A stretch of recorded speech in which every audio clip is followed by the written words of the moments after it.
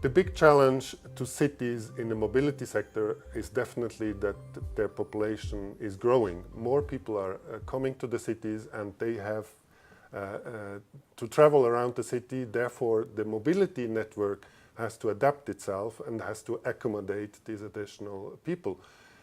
This can't be done in private car traffic because roads are already saturated. More traffic will lead to even more congestion and more problems, and also more environmental and social damage through pollution, through noise, and more accidents. Therefore, the solution is really in building more capacity, more lines, and more offering in the public transport system, especially in the mass transport aspects of it, in the metro lines, in the suburban rail, in trams, and in higher capacity bus lines. We need this additional capacity to accommodate the additional people and also move current car drivers into the public transport system in order to improve the city life and the quality of life for the citizens.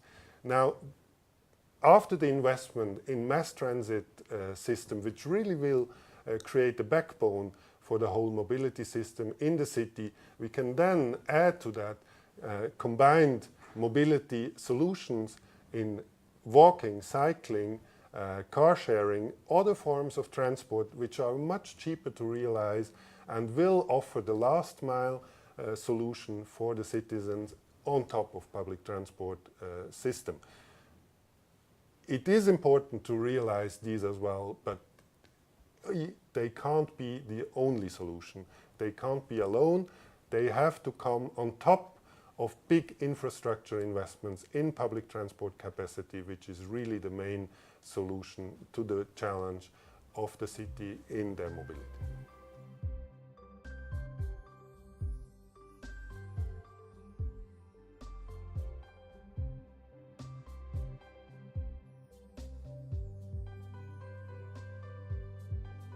The realization of an integrated mobility system in a city poses, of course, is how to bring together all these different actors and work them together efficiently.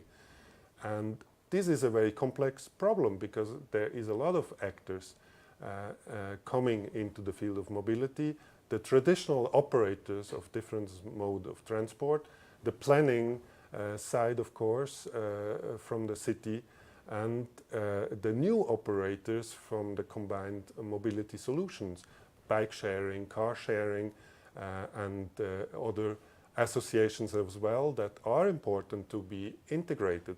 Therefore, how to work together efficiently is really the challenge that poses.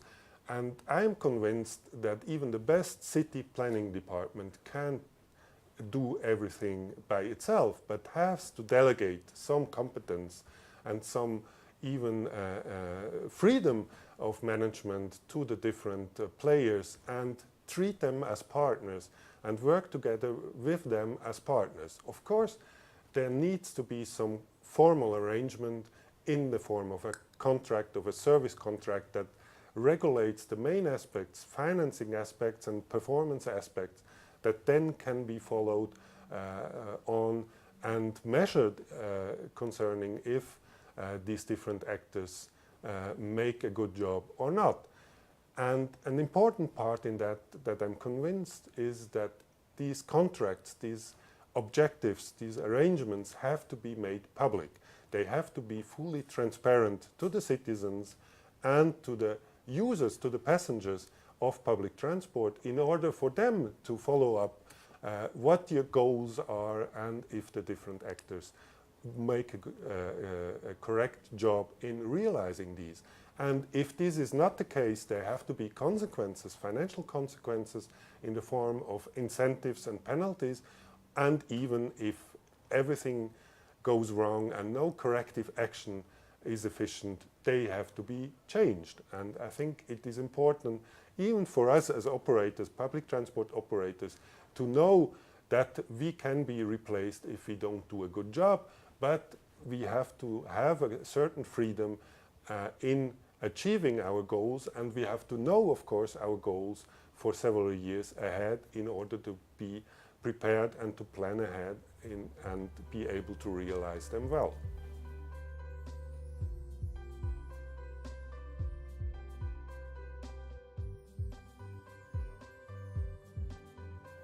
In order to realize all these important objectives and goals for an improved and more efficient public transport network, we need, of course, everybody to work together towards that goal. So, I mean, people have to realize that the priority should be public transport as a backbone, as a base for the success of their city, economically, socially, and environmentally, meaning at the end also for the quality of life in the city. So city managers, city politicians, but also other levels of government on a regional, national level have really to come together and define together public transport as a priority for the success and for the future of their city. And if that is done, then the conditions can be set accordingly and the laws can be put right in order to allow for public transport to be developed and to be financed and to be successful in the future. And I believe that this is happening right now, and people are coming together and are seeing that the priority should be on public transport development in order to become a successful city.